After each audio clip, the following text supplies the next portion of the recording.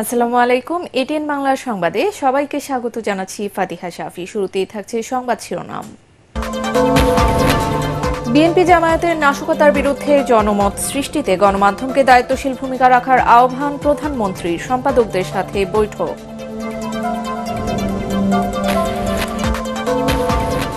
তিন দিন পর খুলেছে অফিস, আদালত, ব্যাংক, স্বস্তি সাধারণ মানুষের। রাজধানীর বিভিন্ন সড়কে যানজট, ছাড়ছে দূরপাল্লার বাস। সোমবার চালু হবে মোবাইল ইন্টারনেট। এবং সংযুক্ত আরব আমিরাতে বাংলাদেশি কর্মীদের ভিসা বন্ধ হয়নি, দণ্ডপ্রাপ্তদের দেশে ফিরিয়ে আনার পরামর্শ অভিবাসন বিশ্লেষকদের।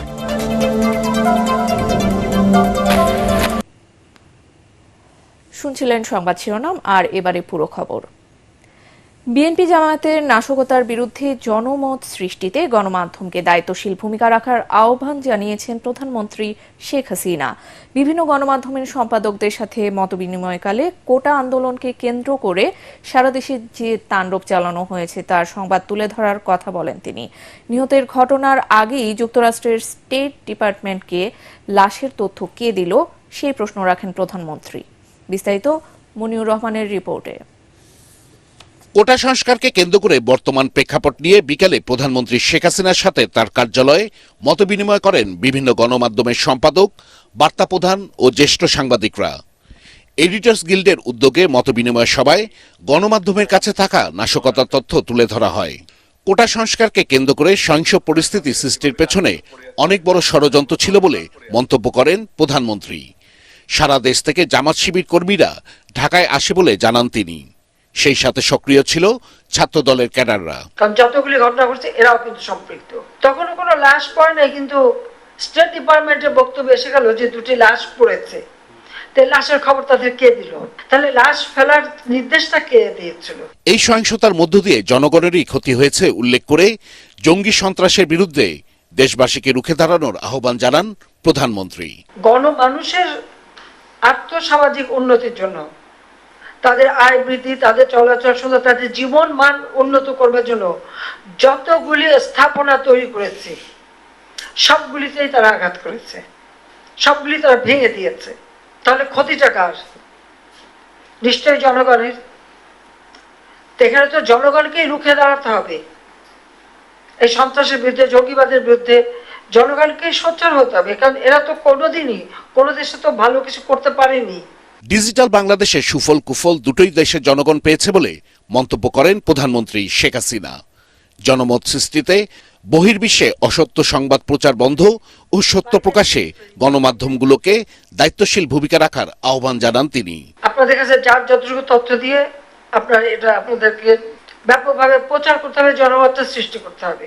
এখানে মানুষকে দোষ দিই না, মিথ্যাচারের হাত থেকে রক্ষা করা এবং মানুষের সঠিক যে জানতে পারে সেইভাবে সংবাদগুলি পরিবেশন করা। এবারের সহিংসতায় গণমাধ্যম অন্যতম টার্গেট ছিল জানিয়ে সাংবাদিক হত্যা, নির্যাতন ও লাঞ্ছনার বিচারের দাবি জানায় Editors Guild. Moniur Rahman, ATN Bangla, Dhaka.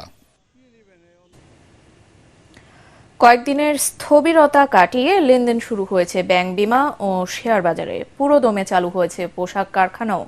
কর্মস্থল সচল হওয়ায় প্রাণচাঞ্চল্য ফিরেছে রাজধানীর অফিস পাড়ায়। সেবা প্রত্যাশী মানুষের ভিড় লক্ষণীয় ছিল বিভিন্ন অফিসে। যানবাহনের চাপে রাস্তায় যানজটও দেখা যায়। বিস্তারিত শারফুল আলমের রিপোর্টে। সংঘাত সহিংসতাপূর্ণ সাধারণ ছুটি শেষে আবারও কর্মব্যস্ত রাজধানী ঢাকা। কারফিউ শিথিলে কর্মস্থলে ফিরেছে প্রাণচাঞ্চল্য। সরকারি বেসরকারি অফিসগুলোতে স্বাভাবিক কার্যক্রম হয়েছে, যদিও পুরোপুরি ব্যস্ততা ফিরতে আরও কিছুটা সময় লাগবে বলে জানান কর্মজীবীরা। প্রশাসনের প্রাণকেন্দ্র সচিবালয়ে ছিল কঠোর নিরাপত্তা। ব্যাপক তল্লাশির মধ্যেই প্রবেশ করতে হয়েছে সেখানে। তবে সাধারণ দর্শনার্থীদের উপস্থিতি ছিল কম। কর্মী হিসেবে একজন সারাদিন বাসার মধ্যে বন্ধ থাকে, এটা তো খুব বোরিং একটা কাজ। এখন অনেক ভালো লাগতেছে অফিসে আসতে পেরে। আদালত পাড়ায় চলে নিয়মিত কার্যক্রম। সীমিত সময়ে সুপ্রিম কোর্ট ও হাইকোর্ট বিভাগে বিচারক কার্যক্রম হয়েছে। এদিন ব্যাংক পাড়ায় ব্যস্ততা বাড়ে। 50 ভাগ শাখা চালু রেখে 5 দিন পর ব্যাংকগুলোতে লেনদেন হয়েছে। 11টা থেকে 3টা পর্যন্ত জরুরি লেনদেন সারতে ব্যাংকগুলোতে গ্রাহকদের ভিড় ছিল। তবে সার্ভার ও ইন্টারনেট জটিলতার কারণে কোনো শাখায় লেনদেনে অতিরিক্ত সময় নিয়েছে এমন অভিযোগও ছিল গ্রাহকদের। বিদ্যুৎ বন্ধ হয়ে গেছে, টাকা নাই, জরুরি টাকা তোলার জন্য ব্যাংকে চলে আসছি। আসাম থেকে এসেছিলাম বাংলাদেশে রোড ট্যাক্স দিতে, তারপর ডলার ইনক্লুজ করতে পারছি না। সবই বন্ধ ছিল, আমরা যে আত্মীয় স্বজনের কাছ থেকে টাকা আনবো সেই অবস্থাটাও ছিল না। সার্ভার ডাউনের কারণে এখানে ট্যাক্স দিতে দেরি হচ্ছে। সবচেয়ে বড় সমস্যা নেটওয়ার্ক হ্যামারিংটা, এটা আসলে আমরা পাচ্ছি না, টোটালি পাচ্ছি না। যদি কখনো মনে করেন যে আইটি সম্পর্কিত কোনো জটিলতা দেখা যায়, তাহলে তারা যেন ম্যানুয়ালি টাকাগুলো গ্রহণ করে নেয়। বড় ধরনের যদি টাকা পয়সা জমা নেওয়ার ক্ষেত্রে আমরা এটা বলেছি যে আমরা নিরাপত্তা ব্যবস্থা জোরদার করে সেই লেনদেনগুলো করার জন্য, কিন্তু লেনদেন আমরা আশাবাদী কোনো হ্যাম্পার হবে না। সীমিত পরিসরে দুপুর 2টা পর্যন্ত চলে পুঁজিবাজারের লেনদেন, আর স্বাভাবিক কার্যক্রম ছিল সারা দেশের পোশাক কারখানায়। শরফুল আলম, এটিএন বাংলা, ঢাকা। পরীক্ষামূলকভাবে সারা দেশে বাসা বাড়িতে ব্রডব্যান্ড ইন্টারনেট চালু হয়েছে বলে জানিয়েছেন ডাক, টেলিযোগাযোগ ও তথ্য প্রযুক্তি প্রতিমন্ত্রী জুনায়েদ আহমেদ পলক। আগারগাঁওয়ে বিটিআরসি ভবনে ইন্টারনেট সেবা প্রদানকারী বিভিন্ন প্রতিষ্ঠানের সাথে বৈঠক শেষে সাংবাদিকদের তিনি একথা বলেন। প্রতিমন্ত্রী আরও বলেন, শুক্র ও শনিবার মোবাইল অপারেটরদের সাথে বৈঠক করে মোবাইল ডেটা চালুর ব্যাপারেও সিদ্ধান্ত নেওয়া হবে। রবি বা সোমবার থেকে সারা দেশে মোবাইল ইন্টারনেট চালু হতে পারে বলে জানান তিনি। সরকারের বিভিন্ন দপ্তর এবং ব্যাংকিং খাত, ব্যাংকসমূহ তারা তাদের আর্থিক লেনদেন, বৈদেশিক লেনদেন সবকিছুই আবার খুব স্বাভাবিকভাবে করতে পারছে। সামগ্রিকভাবে আমাদের কর্মকাণ্ডকে স্বাভাবিক অবস্থায় ফিরিয়ে আনার জন্য আমরা আজকে রাত থেকে সারা দেশেই আমাদের ব্রডব্যান্ড কানেক্টিভিটি আমরা সম্প্রসারিত করার সিদ্ধান্ত গ্রহণ করেছি। আমরা আগামী রবিবারের মধ্যে আমরা চেষ্টা করছি প্রথমে মোবাইল 4Gটাকে নরমাল করা। এদিকে কোটা সংস্কার আন্দোলনকে ঘিরে আইনশৃঙ্খলা বাহিনী কোনো ছাত্র নেতাকে গ্রেপ্তার করেনি বলে দাবি করেছেন স্বরাষ্ট্রমন্ত্রী আসাদুজ্জামান খান কামাল। বুধবার রাতে আইনশৃঙ্খলা বাহিনীর শীর্ষ পর্যায়ের কর্মকর্তাদের সাথে বৈঠক শেষে তিনি জানান, সাধারণ শিক্ষার্থীদের গ্রেপ্তারের কোনো ভয় নেই, তারপরেও কেউ নিরাপত্তাহীনতায় ভুগলে সরকার তাদের সহায়তা দেবে। এ সময় শিক্ষার্থীদের সব ধরনের আন্দোলন থেকে ফিরে আসার আহ্বান জানান তিনি। বলেন, এখন আর আন্দোলনের কোনো যৌক্তিকতা নেই। কোটা ইস্যুতে সাধারণ শিক্ষার্থীদের সব দাবি মেনে নিয়েছে সরকার।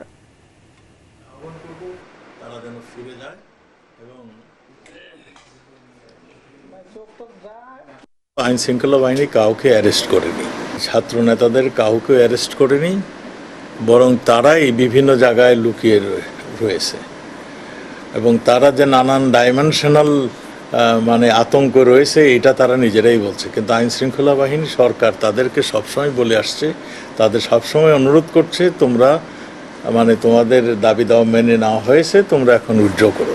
বিভিন্ন স্বার্থান্বেষী, বিভিন্ন দল, বিভিন্ন গোষ্ঠী তাদেরকে উৎসাহ দিচ্ছে, তাদেরকে প্ররোচনা দিচ্ছে তারা ধ্বংসাত্মক কাজের লিপ্ত হওয়ার জন্য। আমি সেটাই বলছি, সেই জায়গার থেকে যেন সরে আসে। আর আমরা সরকার কাছে যদি তারা চায়, নিরাপত্তা চায়, আমাদের সরকার, আমরা এখানেই ডিসিশন নিয়েছি আজকে, যে কেউ যদি মনে করে তার নিরাপত্তা দরকার, আমাদের বললেই তাকে আমরা নিরাপত্তা দেব। হত্যা, নির্যাতন চালিয়ে কোটা ইস্যুতে ছাত্র জনতার আন্দোলন কিছুদিনের জন্য থামিয়ে দেয়া গেলেও তা শেষ হয়ে যাবে না বলে মনে করছেন বিএনপি মহাসচিব মির্জা ফখরুল ইসলাম আলমগীর। চেয়ারপারসনের গুলশান কার্যালয়ে সংবাদ সম্মেলনে তিনি কারফিউ ও সেনা প্রত্যাহার, গণগ্রেফতার করে রাজনৈতিকভাবে সংকট সমাধানে সরকারের প্রতি আহ্বান জানান। রিপোর্ট করছেন মইনুল আহসান। কোটা আন্দোলনকে কেন্দ্র করে গেল কয়েকদিনে বিএনপি নীতি নির্ধারক থেকে তৃণমূলের 2000-এর বেশি নেতাকর্মীকে আইনশৃঙ্খলা বাহিনী আটক করেছে বলে অভিযোগ করেন মির্জা ফখরুল ইসলাম আলমগীর। সংবাদ সম্মেলনে বিএনপি মহাসচিব বলেন, দমন নির্যাতন চালিয়ে আপাতত আন্দোলন কিছুটা থামানো গেলেও মানুষ আবারও রাজপথে নামবে। বাচ্চা ছেলে 15 বছর বয়স, 16 বছর বয়স, সে তার মায়ের কাছ থেকে বেরিয়ে চলে আসছে যে না আমি যাব। আপনার সাধারণ মানুষ বেরিয়ে এসছে যে না ওদের সঙ্গে আমাকে যেতে হবে, কারণ আমার রুটির ব্যাপার আছে, আমার আজকে জিনিসপত্রের দাম যেভাবে বেড়েছে আমরা সেটা কুলিয়ে উঠতে পারছি। সরকার সম্পূর্ণ ব্যর্থ হয়েছে। জনগণের যে পুঞ্জীভূত ক্ষোভ তারই বহিঃপ্রকাশ হয়েছে আপনার এটার মধ্যে দিয়ে। হ্যাঁ, সাময়িকভাবে তারা সেটাকে সেনাবাহিনী নামিয়ে দমন পীড়ন করে তারা এটাকে হয়তো থামিয়ে দিতে পারে, কিন্তু এটা যদি রাজনৈতিক সমাধান না করে তাহলে কিন্তু এটা কখনোই সেই সমাধান হবে না। তার দাবি, কোটা আন্দোলনকে কেন্দ্র করে পশ্চিমবঙ্গের মুখ্যমন্ত্রী মমতা ব্যানার্জি ও নোবেলজয়ী ডক্টর ইউনূসের বক্তব্য এবং বিশ্ব মিডিয়ায় সরকারের ক্র্যাকডাউনের সংবাদ প্রকাশের মাধ্যমে বিশ্ববাসী জেনে গেছে বাংলাদেশে স্বৈরশাসন চলছে। কয়েকটা স্থাপনায় আপনার যে আক্রমণ হয়েছে, কিছু ধ্বংস হয়েছে, সেই কথাগুলোই বলছে। এই যে শত শত প্রাণ চলে গেল, সেই ব্যাপারে কিন্তু তারা কোনো কথা বলছে না। এটা শুধু বাংলাদেশই না, সারা বিশ্বের কাছে পরিষ্কার হয়ে গেছে যে বাংলাদেশে এখন একটা সম্পূর্ণভাবে অগণতান্ত্রিক ফ্যাসিস্ট একটি সরকার প্রতিষ্ঠিত হয়েছে। সেই ডক্টর ইউনূস 14 আগস্টে সে আপনার অলিম্পিকের উদ্বোধন করবেন। তো একটা মানুষ যিনি আজকে গোটা বিশ্বে এতটা সমাদৃত, তাকে এখন ওনার বিরুদ্ধে রাষ্ট্রবিরোধী বক্তব্য দিয়েছেন। সত্য কথা বললেই রাষ্ট্রবিরোধী হয়ে যায়। মির্জা ফখরুল বলেন, সরকার পরিকল্পিতভাবে সহিংসতা ঘটিয়ে বিএনপির উপর দায় চাপিয়ে নেতাকর্মীদের গণগ্রেফতার করছে। 40 বছর ইতিহাসে নাই যে বিএনপি কোনো রাষ্ট্রীয় স্থাপনার উপর আক্রমণ করেছে। বৈষম্য বিরোধী ছাত্র আন্দোলনের 4 দফা দাবির সাথে একাত্মতা প্রকাশ করেন তিনি। মইনুল আহসান, এটিএন বাংলা, ঢাকা। দেশের অভ্যন্তরীণ বিষয় নিয়ে গণমাধ্যমে কোনো বিবৃতি না পাঠাতে বাংলাদেশে নিযুক্ত বিদেশি কূটনীতিকদের প্রতি আহ্বান জানিয়েছেন পররাষ্ট্রমন্ত্রী ডক্টর হাসান মাহমুদ। সংযুক্ত আরব আমিরাত বাংলাদেশিদের জন্য ভিসা বন্ধ করেনি বলেও জানান তিনি। বিভিন্ন দেশের রাষ্ট্রদূত ও কূটনীতিকদের নিয়ে কোটা আন্দোলনকে ঘিরে সহিংসতায় রাষ্ট্রীয় স্থাপনার ক্ষয়ক্ষতি পরিদর্শন শেষে এক ব্রিফিংয়ে এসব কথা জানান পররাষ্ট্রমন্ত্রী। মুস্তাফিজুর রহমানের রিপোর্ট। কোটা বৈষম্য বিরোধী আন্দোলনকে ঘিরে রাজধানীতে সরকারি বিভিন্ন স্থাপনায় হামলা ও ধ্বংসযজ্ঞ চালায় দুর্বৃত্তরা। এতে ব্যাপক ক্ষয়ক্ষতি হয় সেতু ভবন, বিটিবি ভবন, মেট্রো রেল সহ বিভিন্ন স্থাপনা। বাংলাদেশে নিযুক্ত 49 দেশের প্রতিনিধি ও 23 দেশের কূটনীতিকদের নিয়ে বুধবার এসব ঘুরে দেখেন পররাষ্ট্রমন্ত্রী।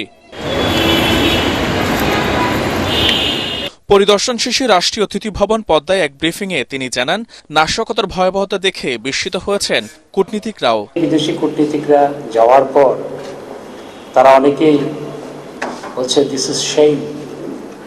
অনেকেই আমার কাছে তাদের অনুভূতি প্রকাশ করেছে এবং সবাই বলেছে উই আর উইথ ইউ, আমরা তোমাদের সাথে আছি। আমাদের মন্ত্রণালয় থেকে সবার কাছে নোট পাঠিয়েছিলাম, এটি নিয়ে যেন কেউ বিদেশি দূতাবাসগুলো বা কূটনীতিকরা যেন গণমাধ্যমে কোনো বিবৃতি না পাঠায়। বিদেশে বাংলাদেশের দূতাবাসের সামনে পালন করা বিক্ষোভ কর্মসূচি পাকিস্তানি কমিউনিটির সহায়তায় করা হচ্ছে বলে অভিযোগ করেন পররাষ্ট্রমন্ত্রী। আমাদের বিভিন্ন মিশনের সামনে যে বিক্ষোভ হয়েছে, এই বিএনপি জামাত চক্র সেখানকার পাকিস্তান কমিউনিটির সহায়তা নিয়েছে। আরব আমিরাত আমাদের দেশ থেকে শ্রমিক নেওয়া বন্ধ ঘোষণা করেছে। This is absolutely bogus. যারা দিয়েছেন এই সংবাদ, তারা এটি যাচাই বাছাই না করে দেওয়াটা সমীচীন হয়নি। বিভিন্ন স্থাপনায় হামলার প্রতিটি ঘটনার বিচার করা হবে বলেও জানান মন্ত্রী। মুস্তাফিজুর রহমান, এটিএন বাংলা, ঢাকা। সংযুক্ত আরব আমিরাতে বাংলাদেশি কর্মীদের জন্য ভিসা বন্ধের কোনো দাপ্তরিক তথ্য নেই প্রবাসী কল্যাণ মন্ত্রণালয়ের কাছে। এক ব্রিফিংয়ে প্রতিমন্ত্রী শফিকুর রহমান চৌধুরী জানান, এ বিষয়ে বাংলাদেশে নিযুক্ত দেশটির রাষ্ট্রদূতের কাছেও কোনো তথ্য নেই। তবে যে 53 জনের শাস্তি হয়েছে, কূটনৈতিক প্রক্রিয়ায় তাদের দেশে এনে প্রয়োজনে শাস্তিমূলক ব্যবস্থা নেয়ার পরামর্শ দিয়েছেন শ্রম অভিবাসন বিশ্লেষক হাসান আহমেদ চৌধুরী কিরণ। ইমদাদুল্লাহ বাবুর রিপোর্ট। কোটা বিরোধী আন্দোলন চলাকালে সংযুক্ত আরব আমিরাতে কর্মসূচিকে সমর্থন জানিয়ে বিক্ষোভ করেন বাংলাদেশের প্রবাসী কর্মীরা। আইন না মেনে এমন সমাবেশ করায় 3 জনকে যাবজ্জীবন, 53 জনকে 10 বছর এবং 1 জনকে 11 বছর কারাদণ্ড দেয় দেশটির আদালত। এর জেরে বাংলাদেশিদের জন্য ভিসা বন্ধ করা হয়েছে বলে খবর প্রকাশ পায়, যা সঠিক নয় বলে জানিয়েছেন প্রবাসী কল্যাণ প্রতিমন্ত্রী। আমাদের কাছে এখনো কোনো খবর আসে নাই, কোনো ধরনের চিঠি আসে নাই, কোনো ধরনের তথ্য আমরা পাই নাই। আমরা পাইলে পরে আপনাদেরকে জানাবো। অ্যাম্বাসেডর বাংলাদেশে নিযুক্ত, ওনার সাথেও যোগাযোগ করেছি, উনিও এখনো কোনো কিছু জানে না। বিশ্লেষকরা বলছেন, কর্মীদের পাঠানোর আগে সঠিকভাবে তাদের দেশটির আইন কানুন বুঝিয়ে না দেয়ায় এমন অনাকাঙ্ক্ষিত পরিস্থিতির সৃষ্টি হয়েছে। আমার কাছে মনে হয় একটা ভুল বোঝাবুঝি হয়েছে এবং একই সাথে যে আমাদের যে সকল কর্মীরা সেখানে একটা বিশৃঙ্খলার সৃষ্টি করেছে, আমি একটা অনুরোধ করতে চাই যারা কর্মী প্রেরণ করে রিক্রুটিং এজেন্সিগুলো রয়েছে, তাছাড়া প্রবাসী কল্যাণ মন্ত্রণালয়, বিএমইটি রয়েছে, যে দেশে কর্মী প্রেরণ করুক না কেন তারা সে দেশের নিয়ম কানুন, রীতি, আচার আচরণ সবকিছু যাতে প্রি ডিপার্চার ব্রিফিংয়ে খুব ভালো করে বুঝিয়ে দেয়। কোথাওকার গালি, কোথাওকার বুলি হয়ে যেতে পারে। তো সেই কারণে আমাদের যে কর্মীরা এই ভুলটা করেছে, আমি মনে করব এটার থেকে আমাদের কর্মীদের শিক্ষা গ্রহণ করতে হবে। দণ্ডপ্রাপ্ত কর্মীদের জীবিকা নিশ্চিতে দেশে ফিরিয়ে আনার উদ্যোগ নিতেও পরামর্শ দিয়েছেন তিনি। তারা যে ভুল করেছে সেই ভুলের জন্য যদি আমরা সংযুক্ত আরব আমিরাতের সরকারকে বুঝিয়ে যে তোমরা তাদেরকে সেখান থেকে তাদের জামিনের ব্যবস্থা করো বা তাদেরকে দেশে ফিরিয়ে দাও, আমাদের যে প্রচলিত আইন আছে সেই আইন অনুযায়ী তাদেরকে শাস্তি প্রদান করব, তাহলে কিন্তু আমাদের প্রবাসী কর্মীরা তাদের মধ্যে একটা আতঙ্ক দূর হয়ে যাবে, তারা একটা স্বস্তি পাবে। সবাইকে অনুরোধ করব, দেশের ভাবমূর্তি নষ্ট করবেন না, রাজনৈতিক ফায়দা হাসিলের জন্য রাজনীতি করেন, কিন্তু দেশের ভাবমূর্তি নষ্ট করবেন না। 2013 সাল পর্যন্ত বাংলাদেশ থেকে কর্মী নেয়া বন্ধ রেখেছিল আরব আমিরাত। তবে ভিজিট ভিসায় গিয়ে কর্মী ভিসায় তা রূপান্তরের সুযোগ ছিল। করোনার পর 19 ক্যাটাগরিতে 2022-23 সালে 5 লাখ কর্মী নেয়ার আগ্রহ প্রকাশ করে দেশটি। বিএমইটির তথ্য অনুযায়ী এরপর প্রায় 2 লাখ কর্মী দেশটিতে কাজের সুযোগ পেয়েছেন। ইমদাদুল্লাহ বাবু, এটিএন বাংলা, ঢাকা। গ্রামীণ টেলিকমের চেয়ারম্যান নোবেলজয়ী ডক্টর মোহাম্মদ ইউনূস সহ 14 জনের বিরুদ্ধে অর্থ আত্মসাৎ ও পাচারের মামলা চলবে। মামলার অভিযোগ গঠনের বৈধতা চ্যালেঞ্জ করে ডক্টর ইউনূসের করা আবেদন খারিজ করে দিয়েছে হাইকোর্ট। একই সাথে বিচারিক আদালতকে 1 বছরের মধ্যে মামলাটি নিষ্পত্তি করতে বলা হয়েছে। বিচারপতি নজরুল ইসলাম ও বিচারপতি কাজী ইবাদত হোসেনের দ্বৈত বেঞ্চ এই আদেশ দেন। আরও জানাচ্ছেন হুমায়ুন চিশতি। গ্রামীণ টেলিকমের শ্রমিক কর্মচারীদের অর্থ আত্মসাৎ ও পাচারের মামলায় গত 12 জুন প্রতিষ্ঠানটির চেয়ারম্যান নোবেলজয়ী ডক্টর মোহাম্মদ ইউনূস সহ 14 জনের বিরুদ্ধে অভিযোগ গঠন করে বিচার শুরুর আদেশ দেন বিচারিক আদালত। পরে অভিযোগ গঠনের বৈধতা চ্যালেঞ্জ করে হাইকোর্টে আবেদন করেন ডক্টর ইউনূস। আবেদনে অভিযোগ গঠন বাতিল চাওয়া হয়। শুনানি শেষে বুধবার আবেদনটি খারিজ করে দেন উচ্চ আদালত। কোর্ট বলেছে অপরাধের প্রাথমিক সত্যতা আছে, অপরাধ প্রাথমিকভাবে প্রতীয়মান হচ্ছে, তবে এটা কতটুকু সত্য কতটুকু মিথ্যা এটা বিচারিক আদালত সাক্ষ্য প্রমাণের ভিত্তিতে নির্ণীত হবে। 3 দিন শুনানি অন্তে আজকে মহামান্য হাইকোর্ট সেটা সরাসরি খারিজ করে দিয়েছেন এবং বিজ্ঞ বিচারিক আদালতকে বলেছেন ভারতপক্ষে 1 বছরের মধ্যেই মামলাটি যেন শেষ করে দেওয়া হয়। শ্রমিক কর্মচারীদের লভ্যাংশ আত্মসাৎ বা পাচারের কোনো সুযোগ ডক্টর ইউনূস বা গ্রামীণ টেলিকমের নেই বলে দাবি ডক্টর ইউনূসের আইনজীবীর। হাইকোর্টের আদেশের বিরুদ্ধে আপিল করার কথাও জানান তিনি।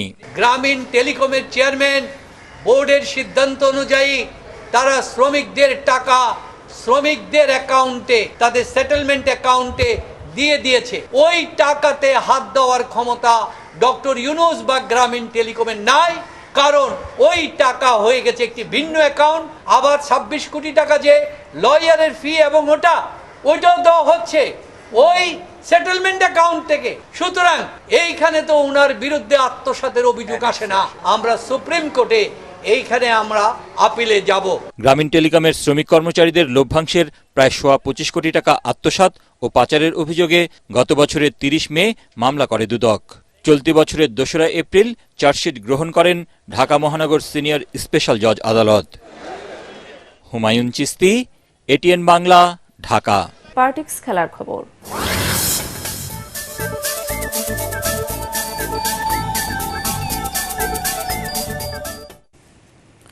সাগরিকার হ্যাটট্রিকে প্রীতি ফুটবল ম্যাচে ভুটানকে 5-1 গোলে হারিয়েছে বাংলাদেশ নারী ফুটবল দল। এর আগে ভুটানের বিপক্ষে কখনোই হারেনি বাংলাদেশ, এমনকি ড্রও করেনি। কিন্তু বুধবার থিম্পুর চাংলি মিথান স্টেডিয়ামে খেলার 13 মিনিটে এগিয়ে যায় ভুটান। 1 গোলে এগিয়ে থেকেই বিরতিতে যায় তারা।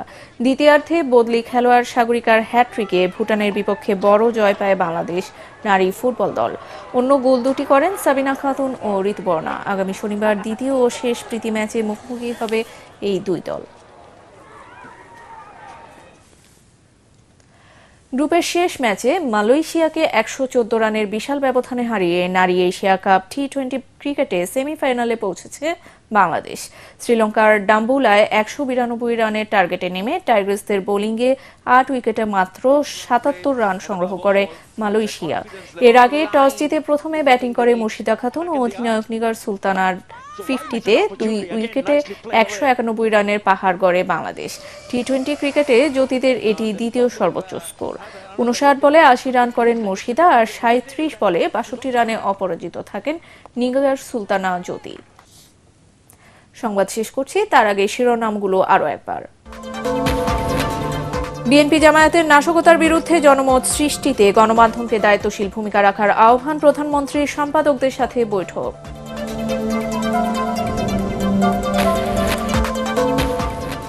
তিন দিন পর খুলেছে অফিস, আদালত, ব্যাংক, স্বস্তি সাধারণ মানুষের। রাজধানীর বিভিন্ন সড়কে যানজট, ছাড়ছে দূরপাল্লার বাস। সোমবার চালু হবে মোবাইল ইন্টারনেট। এবং সংযুক্ত আরব আমিরাতে বাংলাদেশি কর্মীদের ভিসা বন্ধ হয়নি, দণ্ডপ্রাপ্তদের দেশে ফিরিয়ে আনার পরামর্শ অভিবাসন বিশ্লেষকদের। পরবর্তী সংবাদ দেখার আমন্ত্রণ জানিয়ে এখনকার মতো শেষ করছি। এটিএন বাংলা সংবাদ ইউটিউবে দেখতে ব্রাউজ করুন, youtube/ATN Bangla News। ধন্যবাদ।